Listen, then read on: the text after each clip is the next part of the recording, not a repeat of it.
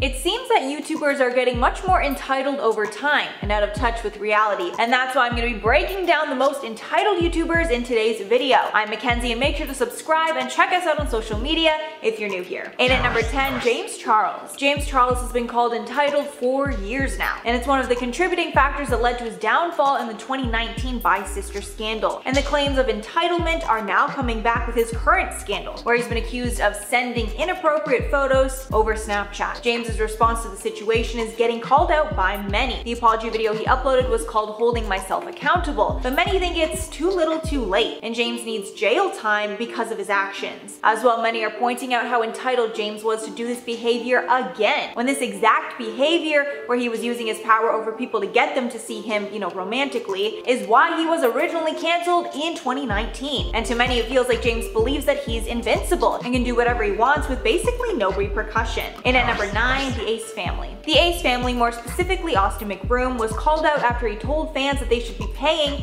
to watch his videos. The Ace family is one of the largest family channels on the platform, currently with 19 million subscribers, and they post very basic vlogs about their daily life. But for some reason, people really love them, and because of their supportive fans, they were able to move into a $10 million mansion in LA. However, once fans asked Austin when the next family video would be, he lashed out on Twitter, firstly telling the people who were asking about more videos to unsubscribe because he only wants people watching them that understand that they need time off every once in a while, adding in another tweet, quote, "Some of y'all are ungrateful for free content. Some of y'all should be charged every time you watch someone's video. I don't know why y'all think it's just so easy to make videos every day or every other day. If it was so easy, everyone, including yourself, would be doing it." And the fact that he's complaining about filming his family a few times a week is just so ridiculous and entitled. In at number 8, Haley Pham. YouTuber Haley Pham was called out after she posted a video to her YouTube channel ranting about her horrible vacation to Greece. In the 35-minute video, she complained about messing up her flights and hotel bookings, also the bad experience she had at an ER in Greece after she contracted a mysterious illness. The point of the video, though, was that Greece was not what it seemed. In the video, she said Greece's economy and government were struggling and that the island isn't fun because there isn't much to do, saying, quote, "There's nothing to do here because there's no beach. It's just a cliff, so there's shopping, but then you can barely even maneuver through the streets because it's so crowded." She also said that the island wasn't what it seemed like online, adding, quote, "Santorini is not as pretty as the Instagram bloggers make it seem. So that's just a little insight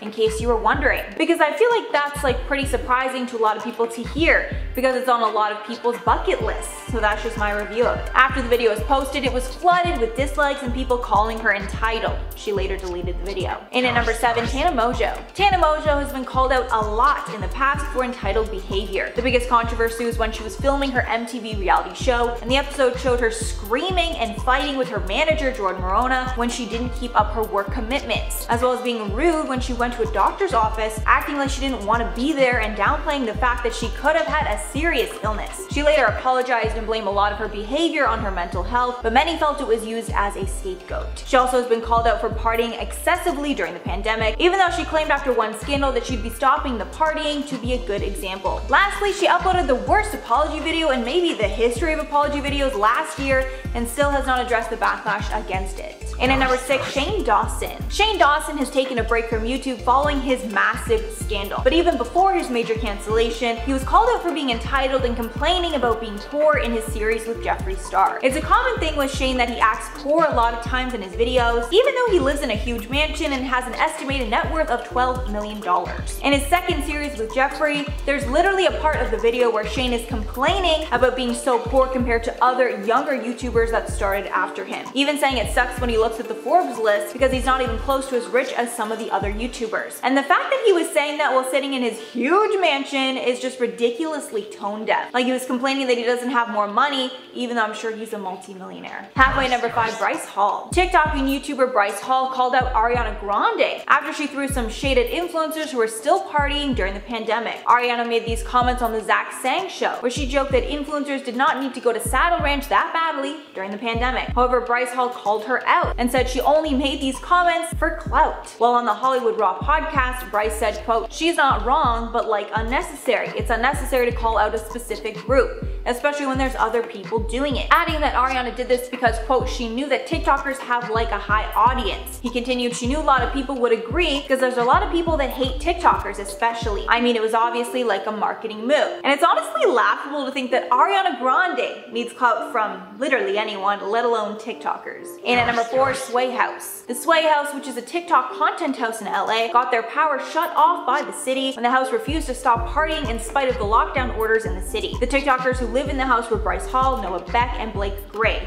who are known for being party animals. The shut-off was instigated after Hall hosted a massive 21st birthday party in a different rental in Encino, where video showed hundreds of guests in attendance at the party. In a statement, the LA mayor said, quote, despite several warnings, this house has turned into a nightclub in the hills, hosting large gatherings in flagrant violation of our public health orders. The city has now disconnected utilities from this home to stop these parties that endanger our community. In at number 3, Adeline Morin. Honestly, this one hurts a little because I'm a fan of Adeline's, but she's gotten tons of backlash over the last year for traveling during the pandemic, as well as collaborating with many other YouTubers while lockdowns were in place. Adeline is a Canadian, but she traveled back and forth from Toronto to LA for basically all of 2020. She also flew to Greece in July of 2020 for a vacation, which was condemned by many. And lastly, she went from Toronto to LA and then Big Bear for a trip with other influencers, all without the mandatory quarantine between traveling. And fans have noticed that she almost never quarantines for the 14 days when she does arrive at any location. Currently, she's in Turks and Caicos with Sierra Furtado, and there's been tons of outrage online about it. And at number 2, Zoe Laverne. Zoe Laverne should be called out for tons of reasons, but one of the incidents that got her the most backlash was when she started crying because Charli D'Amelio was passing her in followers.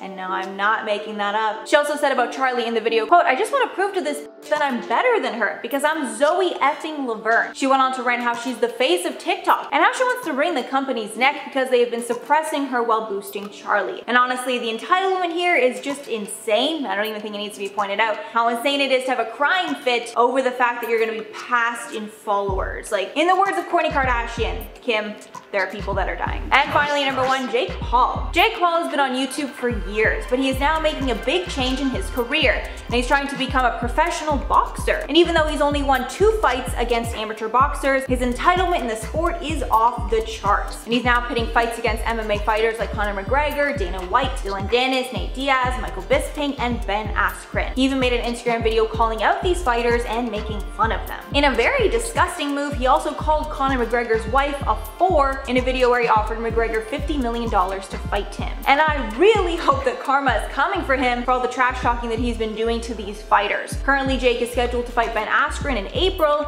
and I really hope Jake gets knocked out. I'm sure I'm not the only one. Alright guys, so that's all for the video. Let me know your thoughts below. Now I'm gonna shout out some comments from my top 10 on creepy Letterman moments. Mary said, why did no one stop talking to him when he made his guests cry or talked about inappropriate things? And why did he still have guests wanting to go on his show? So disgusting. Very true. I think that's kind of the machine back in the day. You didn't have that many choices and you needed to promote something, you kind of had to go on a show. But a few of the people did not return after their incidents. I forget which specific ones. Then Anna said, Madonna at least seemed in control of the chaos of her interview. In true Madonna fashion, of course. That interview is crazy. If you have some time, watch the unedited clip on YouTube. It's like 30 minutes. Craziest interview I've ever seen. Then Raya said the fact that the band members had to ask him to stay in line is just, amazing. Yeah, very, very creepy. Just not good, Letterman. Alright guys, that's all for the video today. Thank you so much for sticking around if you made it all the way here. If you liked the video and want to see some more, make sure to like and sub to the channel below. I've been your host, Mackenzie Smith. Make sure to check us out on social media, and I will see you in the next one.